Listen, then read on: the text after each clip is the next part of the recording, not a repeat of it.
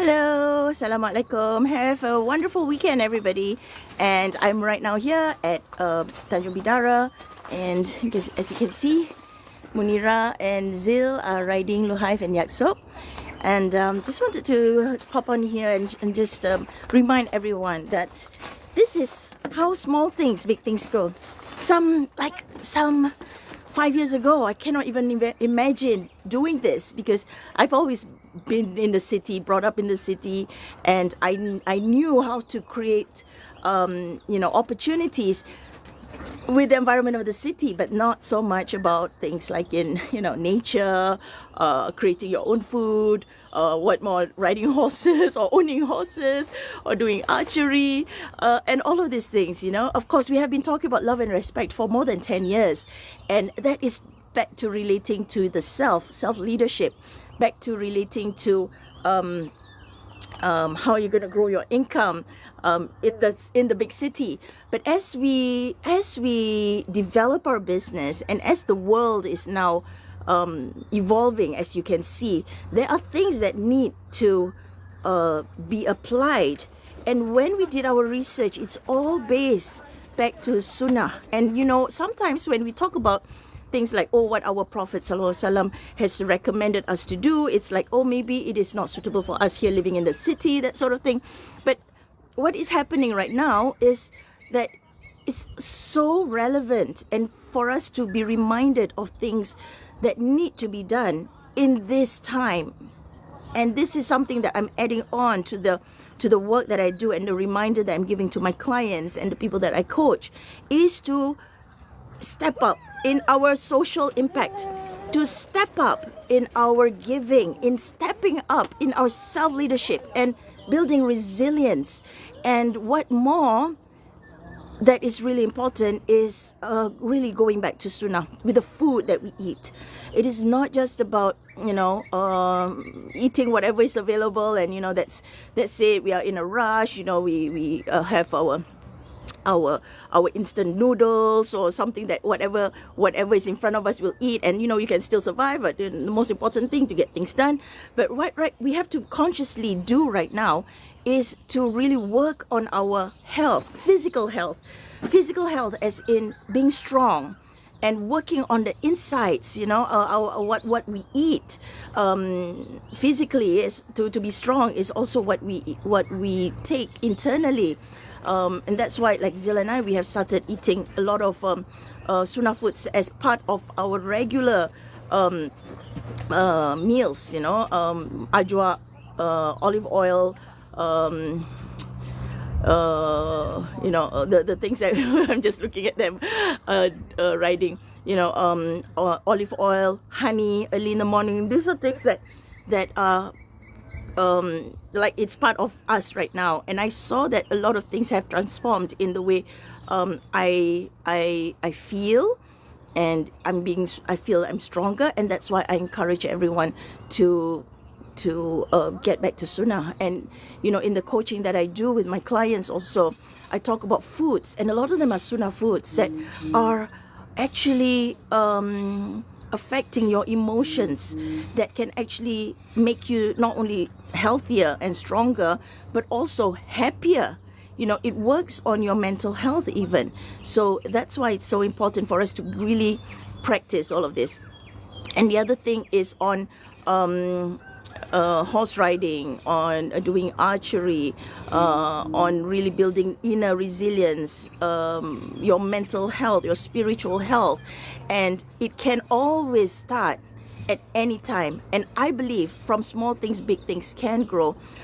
When I came to KL, some of you know my story, like more than 10 years ago, 2006, when Munira was only 6 months old. We were just starting up our current business that we are doing now, which has evolved, but it was something that I had really no resources. I had no money, not much. I only had 2 ringgit in my wallet at that time, and I was really depending a lot on Zil to bring in the income. And when that didn't happen, it's not something like I gave up. I started to apply what I used to learn at the seminars that I learned before, which was working with whatever current resources that I have. And within less than 2 weeks, I got 20,000 ringgit. And that is something I discovered, because a lot of things that we think that we cannot do, like, oh, we cannot pay the bill at the end of the month, oh, I'm so worried, oh, I'm so scared, I'm thinking I'm gonna fail in this exam, I'm gonna fail in this business, or in this relationship, is gonna be in doom. When we start to focus on all the failures and instead of the possibilities, that is why a lot of people don't move on in their lives, right? So important for us to work on your current resources that you have right now, so that you can change your lives. Yeah, I tell you, when I first got Luhive and Yacht Soap, and we really had no idea how we're going to take care of them. And as we did, because the first thing that is important is for us to save lives, and we took them in because initially we couldn't get them to be adopted by other people. Nobody was adopting them, and there was a deletion time, and there was a deadline and expiry time. So in order to save their lives, I took them on first. Yes, we agreed to take them on first, and we were looking for people who could help take care of them in the meantime, and at the same time find ways to be able to sustain them. And what we realized is, with the right intention of really first saving lives, that was when I saw, things started to transform in our own lives. We started to learn. We started to, be able to take care of them. We found people who were really good to take care of them as well, and we are also learning to take care of them. I learned to ride them. We are now training them for trail rides outside the beach ride, and I found that they have transformed a lot of us in terms of our relationships, in terms of mindsets, in terms of our wealth as well. And I'm not talking about using them for money and using them as business. No, I don't earn from my horses, but through our supporting them, praying with them, praying for them. And you know what? I found out that they also pray for us. The animals that we take care of, they pray for us, the owners, the people who actually care for them, And that's why I started to see a lot of miracles that's happening. And what I always encourage you to do, and this is something that I learned, is to never take advice from people who have not done the path that you desire.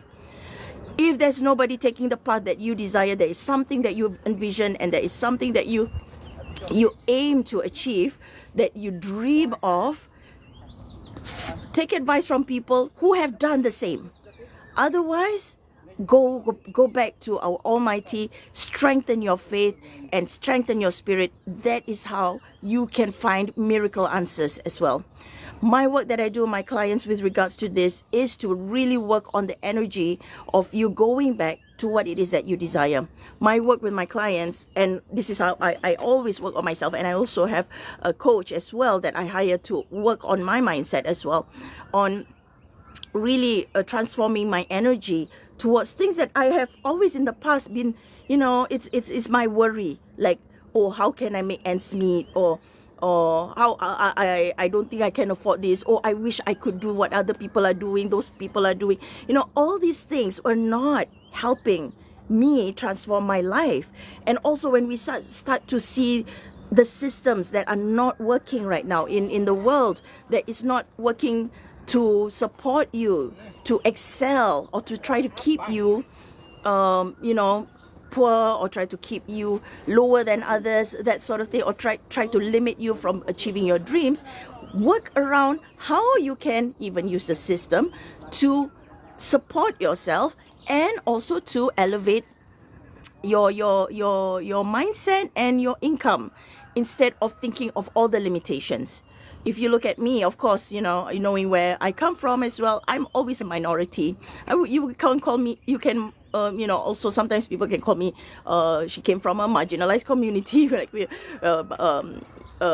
perhaps it's a racially, a minority. If you're, certain income level that have not been achieved, I don't have a lot of context when I first start any business or move to a different country. But I started to work around with whatever current resources that I have, right? And that takes a lot of shifts, and I'm still working on those shifts because I know there's a lot of programming, and for me it's especially to do with money, to do with limitations of money, limitations of opportunities. That has always been in my mindset. So when I started to really take control of that and learn to release all of those things, I started to create better relationships, including with my husband and my daughter, and also the people around me. I started to set boundaries. I started to be able to start creating opportunities, supporting other people. And this is something I like for every one of us to start working on, creating a social impact instead of complaining, why is the world like this, why is it like that, complaining and there's no change, right? So instead of complaining, why not work on whatever current resources that you have to change that whatever that you find is limiting you and blocking your opportunities. I've got a lot of stories to tell. If you keep following me, I'll share some stories as well. I think the most the stories that I have often shared is the one on my 2 ringgit story, how I came here with only 2 ringgit and turned that to 20,000. But I was broke for more than 2 years because I was complaining a lot, and that was a waste of time. So when we set time limits on how we get depressed or feel hopeless, that also works, yeah. And I also, maybe you haven't heard the story of me having to pay my parking ticket because a homeless lady actually gave me some money. I didn't have any money at that time, and there were no ATMs. But in order for me to come out of a parking lot, I had to pay 6 ringgit. But a homeless lady gave me 20 ringgit, and she said, just use it. You might need it for your parking and all that. Whenever you're around, it's okay. I'll find my tweet. She said, I can get back the money. If it's meant for me, I'll get it more. And I found out that 2 weeks later, that she actually got an opportunity to work for a company that was helping low-income single mothers. And the last time I heard, she already has her own secretary, and she was started homeless. So miracles do happen, and it all starts with our own attitudes. And one of the other things that I found that is what we really need to work on is also to focus on the now, so that our future will change, instead of firefighting, like, oh, suddenly this happened, oh, we gotta do this. It's the urgent and important things, and that does not work, and it's a big waste of time and lifetime, I would say.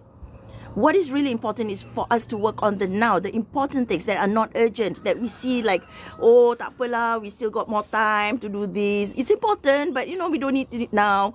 Like working on your finances, working on your relationships, working on your health. Those may not be urgent, important things, right? So start working on, because I see a lot of people, including myself in the past, that was always living life working on the important and urgent stuff, which is not the way life should be lived. So that's why Zil and I, we are working on a korma planting project that we are intentionally to aim to start this year. And if anybody of you would like to find out more about that, please DM me. We'll set up a call to see whether it is suitable for you. But it is a big social impact that we are creating, and this is something that is of current importance that I see right now.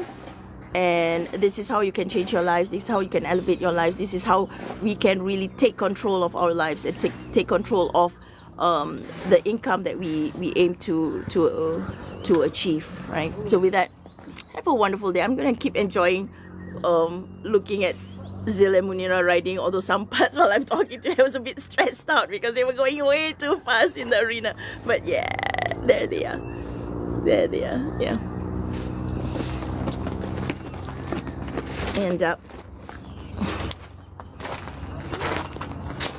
have a great weekend. Bye. Love and respect.